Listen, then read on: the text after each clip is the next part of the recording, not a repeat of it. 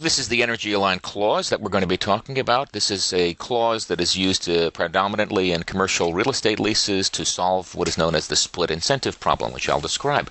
My name is Paul Reale. I'm with Natural Resources Defense Council as a special consultant, and getting the word out about the energy aligned clause is what I do.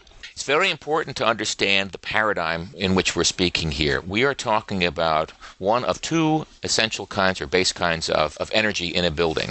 There is energy for the base building systems, and there's energy for the tenant space. Energy for the base building systems is our focus. This is the energy that is used to run things like heating, ventilation, and air conditioning, elevators and escalators, common area lighting, and things like that. And it may surprise you to learn that a recent study that was published in August of 2012 showed that a survey of 32 million square feet of Class A commercial office space, 51% of the energy in that area was consumed by base building systems. There are other efforts out there to reduce energy consumption within the tenant space. This is not designed to address that issue. Those efforts, the tenant energy is focused on lighting and plug loads predominantly, sometimes data centers. Our focus here, once again, is on the energy for the base building systems. The ultimate goal is to try to create conditions so that both the owners or the landlords and the tenants can benefit financially from base building energy retrofits. Let's talk about the benefits of those energy conservation measures. Obviously, there are opportunities here to improve reliability and occupant comfort. There's an opportunity here to increase the building's value, something obviously the landlord is very interested in doing. There's an opportunity to create jobs in the community, especially green jobs, because the work to actually determine what projects could be done and actually executing those projects, green jobs, and also to reduce greenhouse gas emissions. But it's very important to understand that this first bullet, where that says saving building owners and tenants money, if this is not going to happen, it's going to be very difficult to get this project to go ahead. And so this is really the focus of what we came to talk about today. So let's talk about the split incentive. Many like to be a little more accurate about this and call it the misaligned incentive, but the split incentive is really where the owner invests the capital. Especially in this case, we're talking about an energy efficiency measure, and by doing that particular retrofit, it will reduce the amount of energy that's used by the base building systems. And as a result, depending on how the lease is structured, the tenant, in many cases, will receive the financial benefits, because tenants often pay for the operating costs of a particular energy conservation measure, or shall I say the energy cost for the base building systems. This is typically the case in a modified gross lease, but I want to be careful about the language that I use when I talk about lease types, because different attorneys and different commercial real estate markets use these words differently. So I want to be very specific when I talk about the exact conditions that exist where you have a split incentive. It's where the owner is responsible for the capital, and it's where the tenant is responsible for typically their prorated portion of the base building energy, and it's based on the actual energy consumption, not based on some predetermined index or something else. So the tenant is actually paying their prorated portion of the base building energy consumption based on how much is actually used. We know this is a real problem, particularly and specifically in New York City and presumably elsewhere as well, because of the 28 commercial property owners that were surveyed by the New York City's Mayor's Office of Long-Term Planning and Sustainability. They represented 310 million square feet of commercial space in New York City, and 60% of those 28 owners said, yes, this does get in the way of us doing energy conservation measures. So the mission here is to try to do away with that barrier. I want to put a finer point on the payback. Now, this is about the owner trying to recoup his or her investment in an energy conservation measure. In many leases, that payback does occur, that in fact the tenants are charged for it, but unfortunately it's over either the life of the retrofit or over, let's say, some accounting principles that could be 25 years, 39 years. And the point is that this is not a payback period that is attractive to an owner. So they don't want to wait 25 years before they can get their investment back. They're more interested in things like a 4 to 5 year payback if they can get it. So once again, we still have this issue of the split incentive. So the Mayor's Office of Long-Term Planning and Sustainability in New York City pulled together a working group, and they got some very seasoned real estate professionals, owners, or landlords, tenants, brokers, building management companies, real estate attorneys, and engineering firms to come together and say, we know that there's an opportunity here to reduce the overall consumption of energy and therefore save money. So isn't there a deal that can be cut so that we can try to encourage these investments? And they determined the following. Very importantly, the mission here is to try to encourage the owner to make the investment in the energy conservation measure. That is predominantly what we're trying to do. And the question to the owners was, well, okay, what do you need in order to be more likely to actually make that decision? And the owner said, if you could tell me that there's a clear payback period and that it's relatively short and that it's not going to depend upon something willy-nilly like the weather, which many of these energy conservation measures do, then I'm more likely to pull the trigger on that project, to actually do the project. The tenants, when we ask the tenants, what is it that you want to do? The tenants will say, well, we're all for environmental measures and saving the planet, but you cannot put a clause in front of me that might result in me having to pay more money year over year. If you do, as much as I may want to save the planet, I have to say no, that's my job. I have to reduce the amount that we pay or minimize the amount that we pay. So that's the tenant's concern. When the engineers are asked what can they do within this context, they say, our experience is such that if you give us a margin, plus or minus 20%, we can determine the cost savings associated with a proposed project in the vast majority of cases. Plus or minus 20% is, for us, is like hitting the side of a barn. So that's what the engineers brought to the table. Putting these three kind of attributes together, the group said, well, all right, in that case, here's our solution.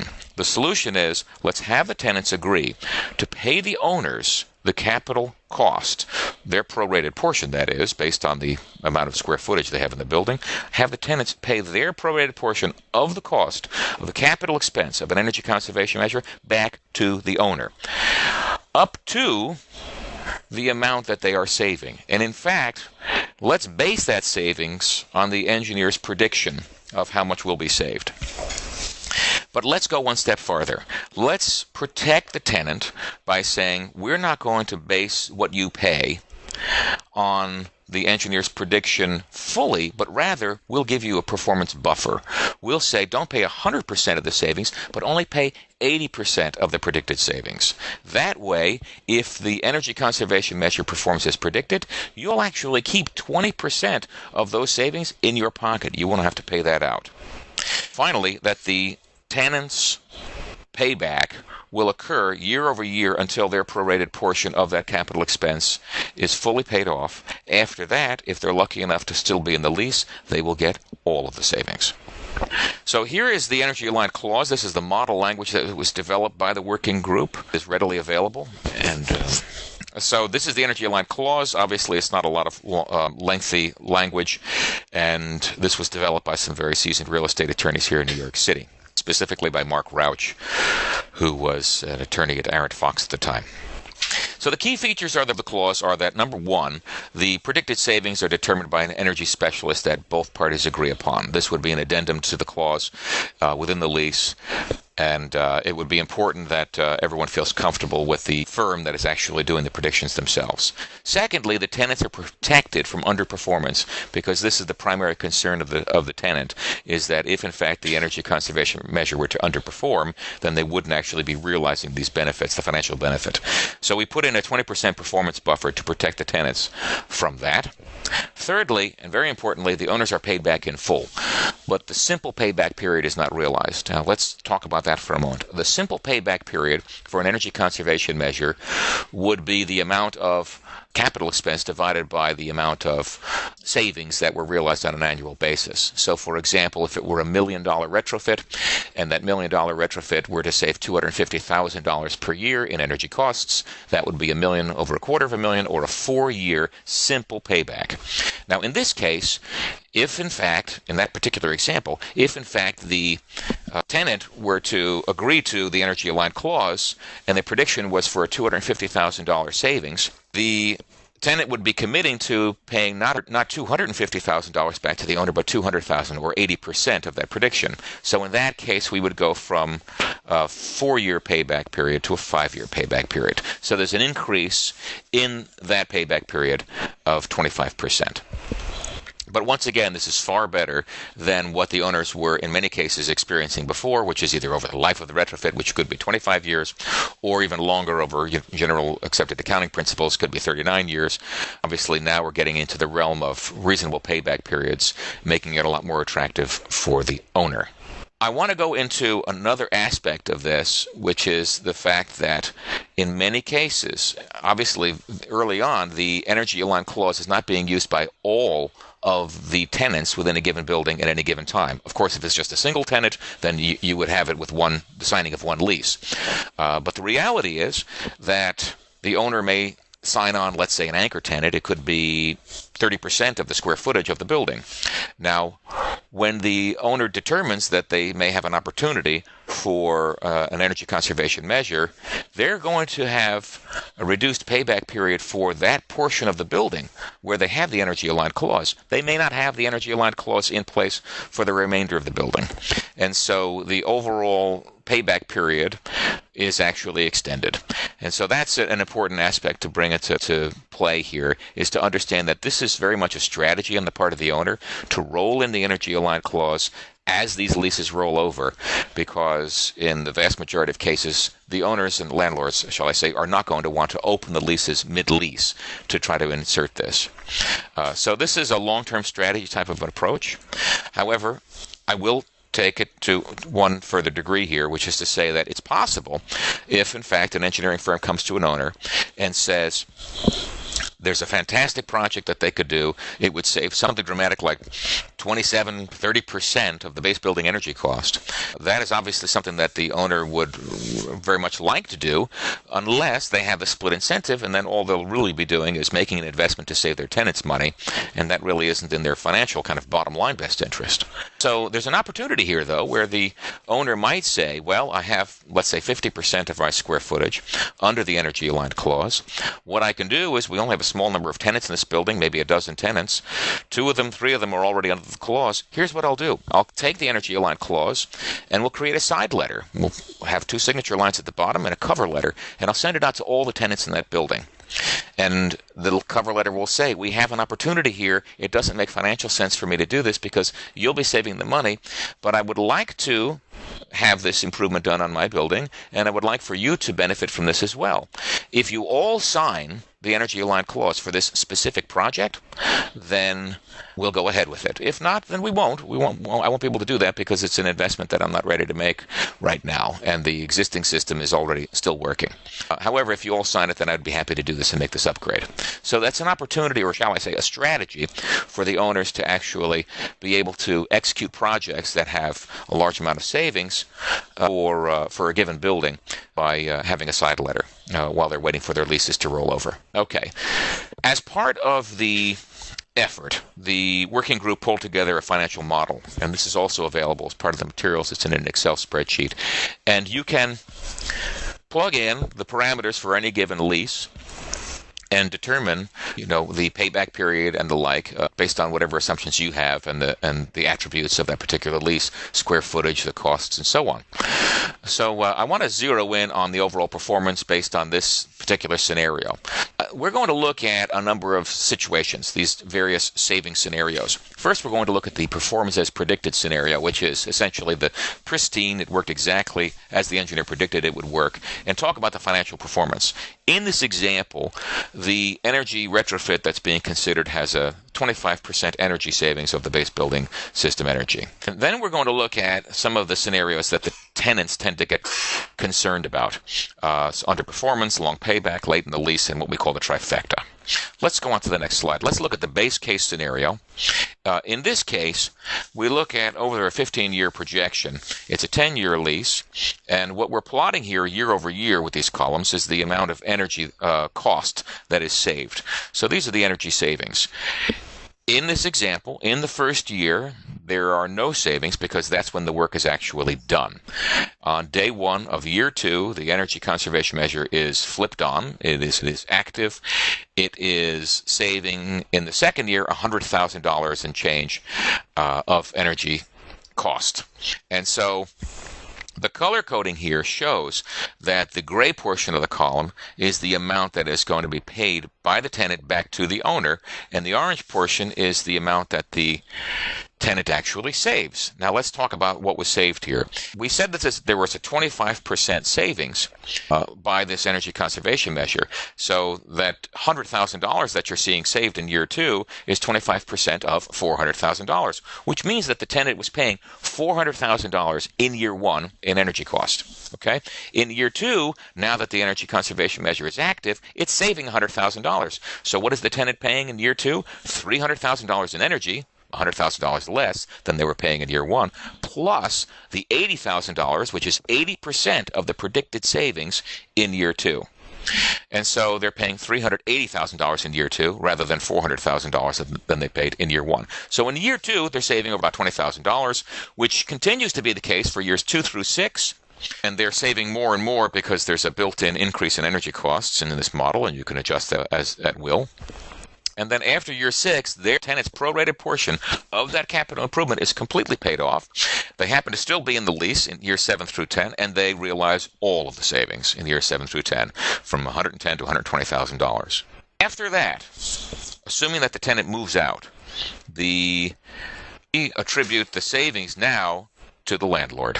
And the reason we do that is because of the following. If you imagine 2 identical buildings side by side, and they are identical in every way, equally attractive to the tenant, the only difference is that one building is more energy efficient than the other. This particular energy conservation measure has been implemented. So you can see that the savings from the energy conservation measure in years 11 through 15 is $120,000 per year and up. Now, what is the tenant going to pay for building A versus building B? Market rate. And because they're going to pay market rate, it means they're going to pay the same on a per square foot basis in both buildings. Now, what is the difference in terms of the performance to the owner? The difference in the potential performance to the owner is that they'll be able to not have to pay out as much in the more energy efficient building to the utility, thereby increasing their overall net operating profit margin. So that is money that we actually give to the owner in this case. We attribute that to actually an increase in the margin for the owners. So there is a long-term financial incentive to the owners to do this as well, because they will increase their margins. So another opportunity here, rather than using the full savings, which could be, let's say, 50 cents a square foot, something like that, rather than using all those savings to increase their margins, they could also use that to be more aggressive in terms of their pricing on a per square foot basis. And that's another opportunity for the owner in a case like that. In addition, on this chart, we're showing the net present value of the savings, both attributed to the owner and the tenant. And so the tool that you'll have will do this as well. The tool also has a worksheet that shows a 15-year lease for a 20-year projection, in addition to this 10-year lease for a 15-year projection. This is probably the most concerning case for the tenant. The tenant is concerned that the engineers will get it wrong. That in fact the engineer says it'll save a certain amount, but in fact it only saves 80% of whatever they said. So with the 20% performance buffer, we're showing in the top chart here, this is the underperforming scenario, and that is a dramatic underperformance, and that underperformance is by 20%.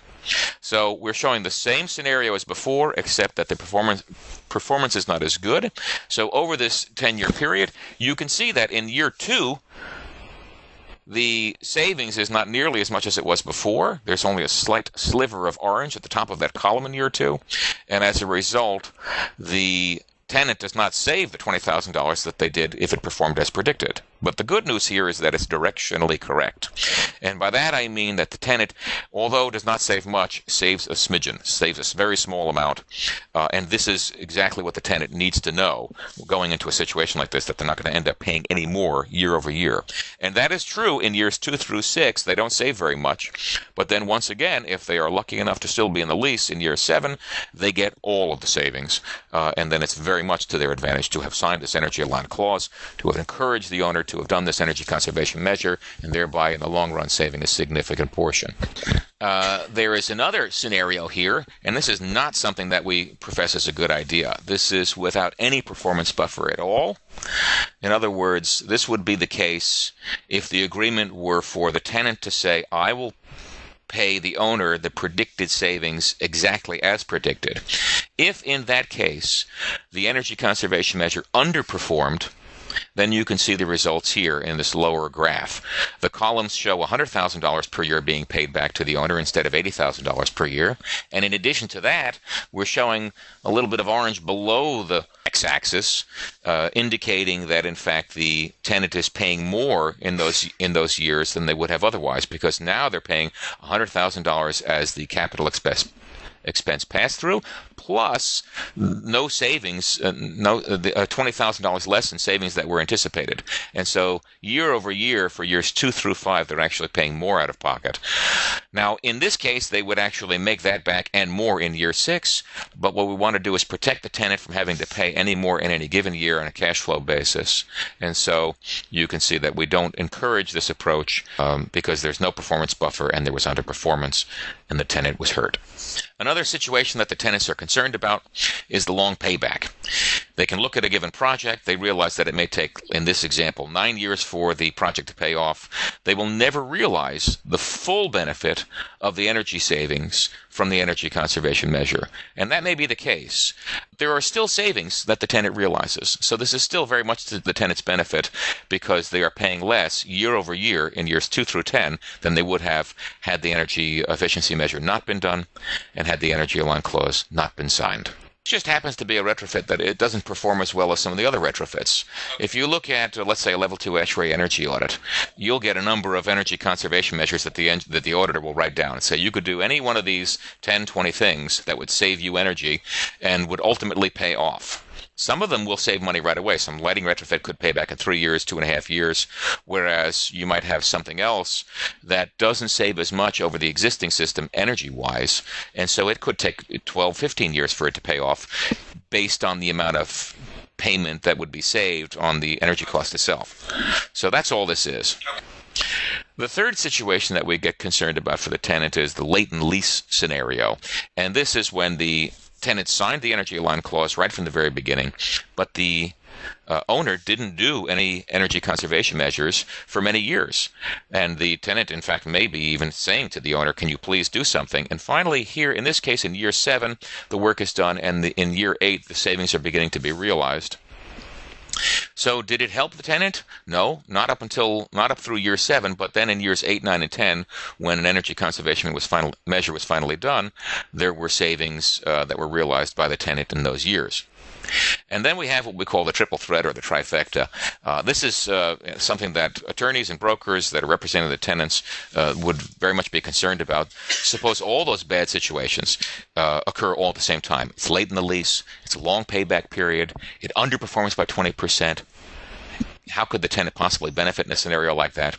Well, the benefits are not great, but the tenant is not hurt in a situation like this. Because as you can see, and we obviously zoom in to see a little bit of orange there at the tops of the columns, the fact that there is orange at the top of the column indicates that there may only be a few coins jiggling around in the piggy bank, but there is a little bit of savings that are realized by the tenant. And so once again, even in this triple threat scenario, the tenant stands to gain a little bit and less energy is used.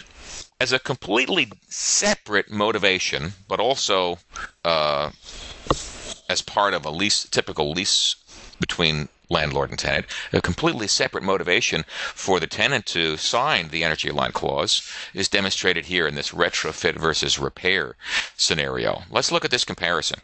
In many leases, landlords may charge back to tenants the cost of repairs. So in a situation where the building engineer may come to the owner and say, we've got this very old 1961 chiller in the basement. It's broken again. It's extremely inefficient. We'd like to replace it.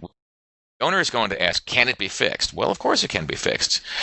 Well, then fix it. But you really have an opportunity here to save a lot of money, the engineer may say. But unfortunately, in a situation like this, the owner is highly motivated to simply repair as long as they can. And the reason is because they can pass those repair costs back to the tenants at the end of the year, rather than having to make a huge capital investment to replace it. Well, if the tenant has signed the Energy Aligned Clause, they have reduced the payback period because they're agreeing to pay back the owner according to the terms of this Energy Aligned Clause, and therefore the owner's more likely to do it. So let's look at a comparison for the tenant, let's say. In the top case, it was the performs as predicted scenario, and in the bottom case, we're showing the repair scenario with, for example, two $80,000 repairs in years 2 and 7.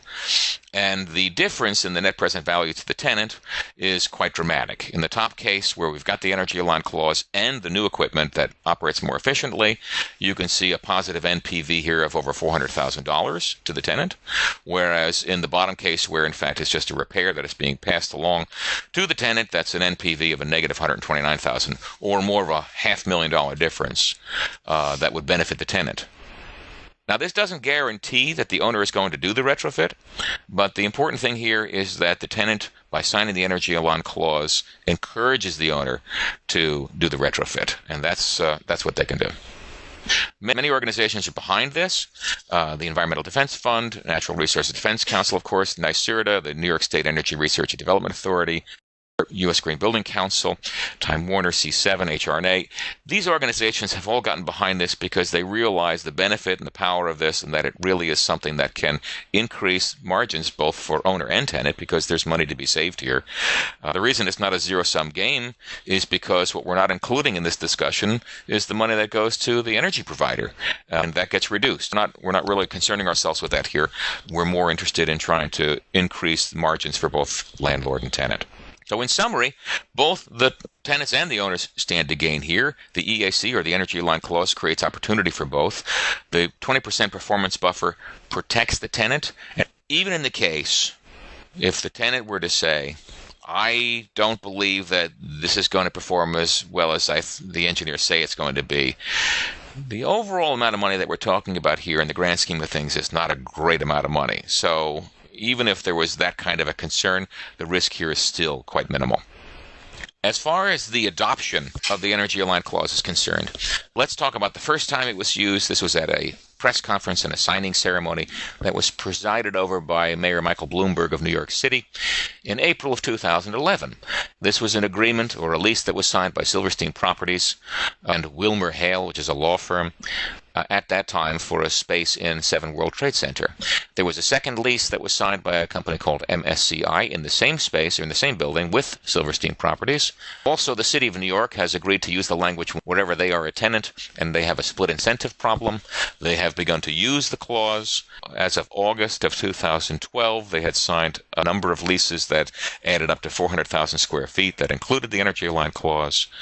And at the time of this recording, I can also say that there are 3 multinational companies that I cannot reveal at the moment, but they have, in fact, they have incorporated the clause in their preferred leasing terms. There's also a large government organization that is also, in addition to the City of New York, that has also agreed to use it, but I cannot reveal at this time. And so adoption has begun. We have the president at that time of REBNY, the Real Estate Board of New York, will be recommending this language to all of its members. Thank you for listening, and the materials for the Energy Aligned Clause are available at the Center for BuildingKnowledge.org.